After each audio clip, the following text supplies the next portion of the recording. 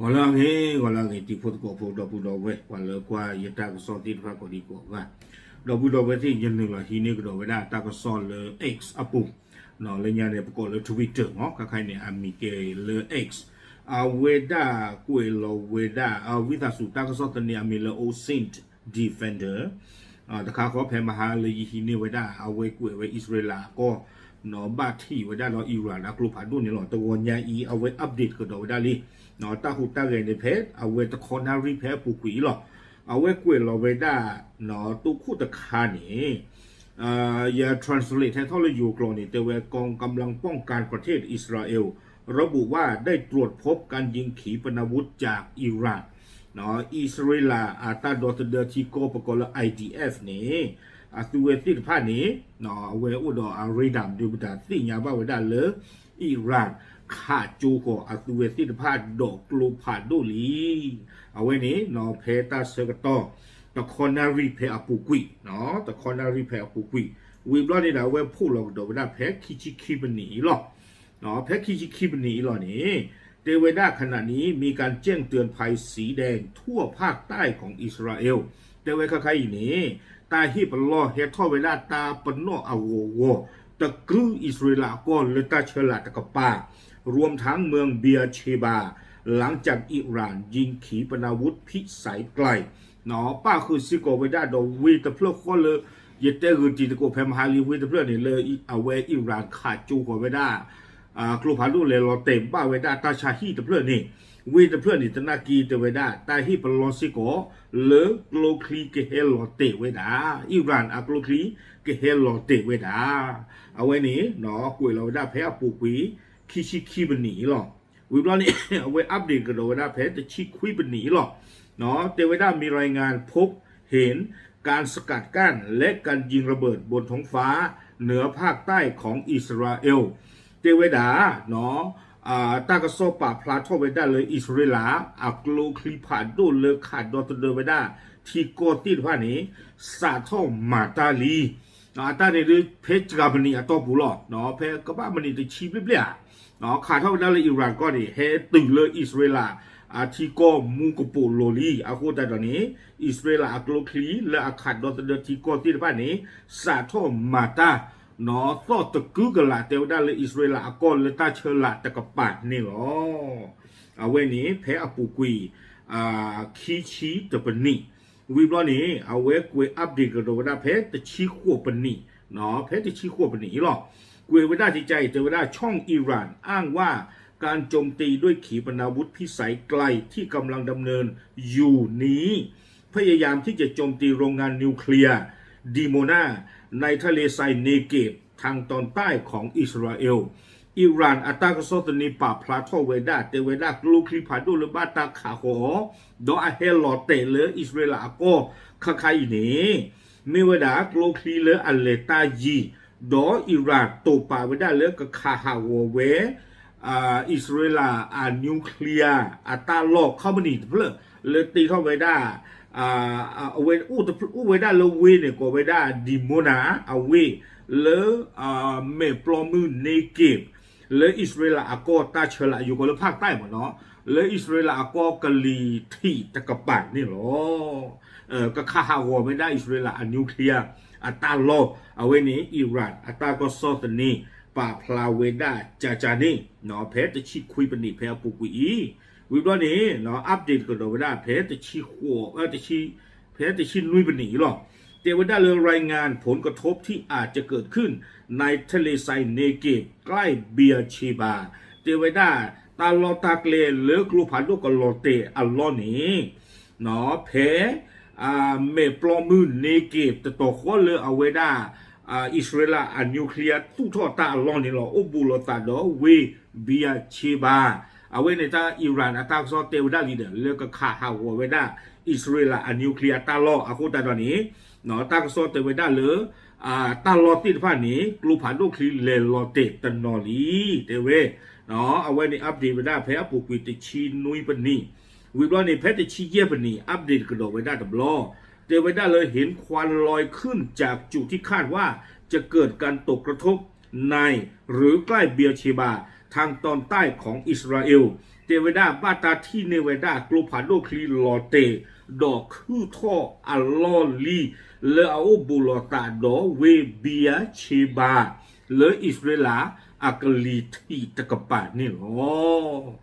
ลอเตตุลีไม่จานี่เนี่ยอิหร่านอักลูพาโดคลีเลขาของเราเพอปุกวีอามนีคิชีเนเนาะคิชีเรียบๆพวกนี้เฮลอเตตุลีวีบล้อนี่ตากซ้อนนี่เอาไว้อัปเดตกันต่อไปได้เพอปุกวีตะชีตะปนีหรอเนาะตะชีตะปนีหรอนี้เตเวด้าเลยรถยนต์หลายคันเกิดเพลิงไหม้และได้รับความเสียหายอย่างหนักที่อาคารใกล้กับอุทยานเทคโนโลยีขั้นสูงเกฟยามเนเกฟเตเวด้าเลยกลูพาโดลอเตอลอนี้เลดลอเตบ้าเวด้าดอตาตู้ท่อโกเวด้าเทคโนโลยีตะขาดเนาะเทคโนโลยีอัปโตทเกฟยามเนเกฟเลเวเบียชิบาเตเวด้ากาอูโอตบลือคู่ญาเตเวด้าเนาะอันเป็นผลจากขีปนาวุธพิสัยไกลที่อิหร่านยิงออกมาเอาไว้นี้เตเวด้าไม่เวกลูคลิพาโดและอิหร่านขาโคเวด้านี่หรอตาใครเนี่ยดู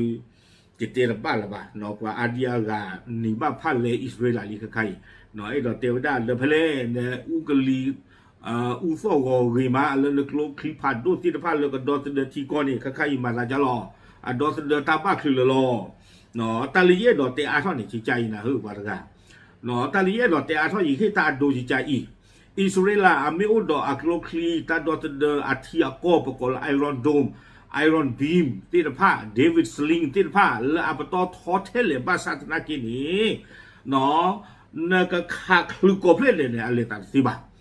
ปากขาคนนักรูปโลคลีเพลตะเปียคอและตะบลูกยานี่นักขาดอตเดคลุกโกเพลเดนี่นักขาดสิบะเยอะมาตาดีอีกที่ตาดูดีต่อเดปวดกะเกเนี่ยไม่ปวดกะหรอเนาะเล่นโลนี่นะโจกาดอกโลเล่นจิโลขี้กปาเลนี่เนาะโลคลีเนี่ยช่วยเราเปลี่ยนแมกซีปูกบิดเดียพากละ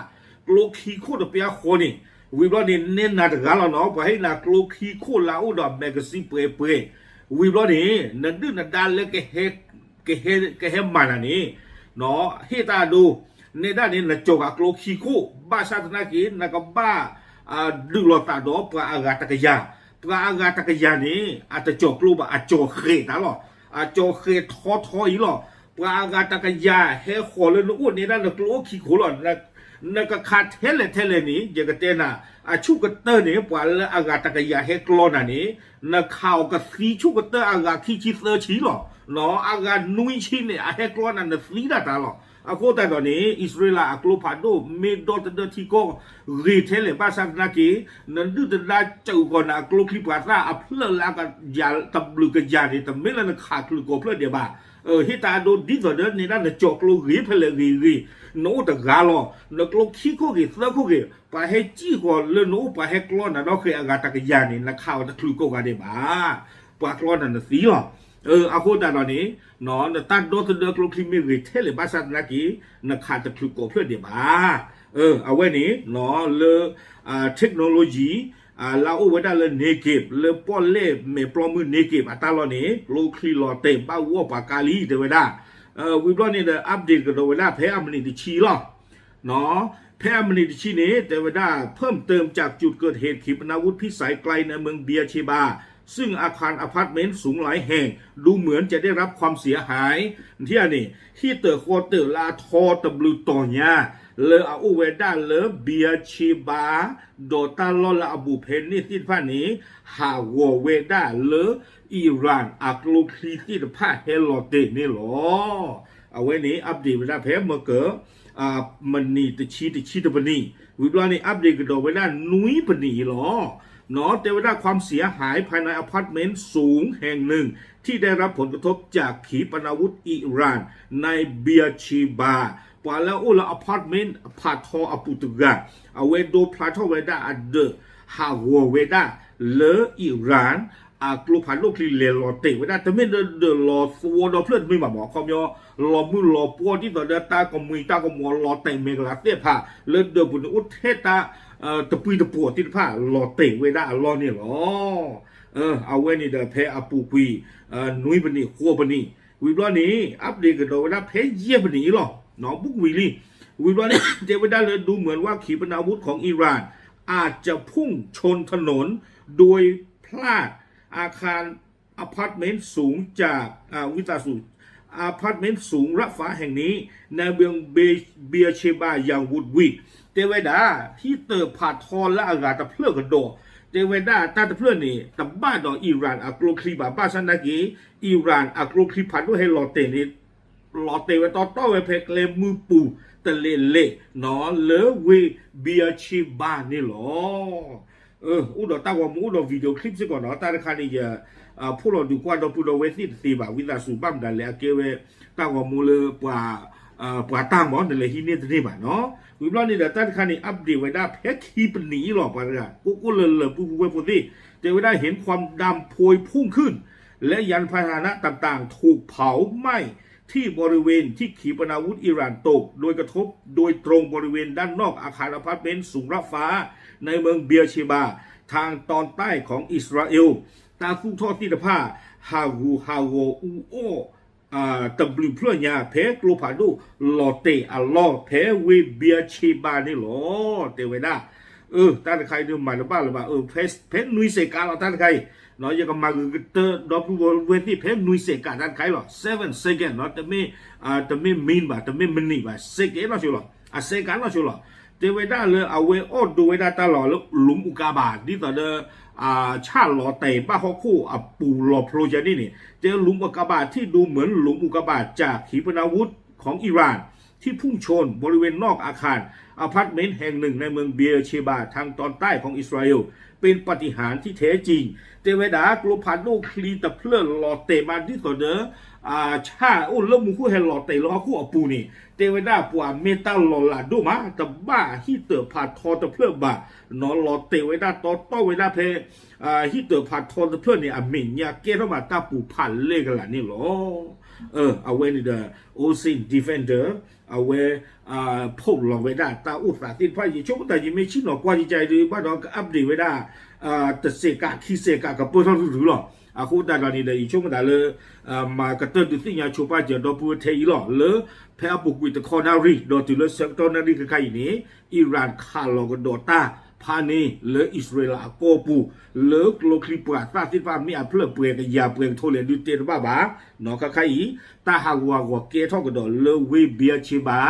ดอเลปอลเล่อวิตาสุเมปลอมือเนเกฟอัตาโล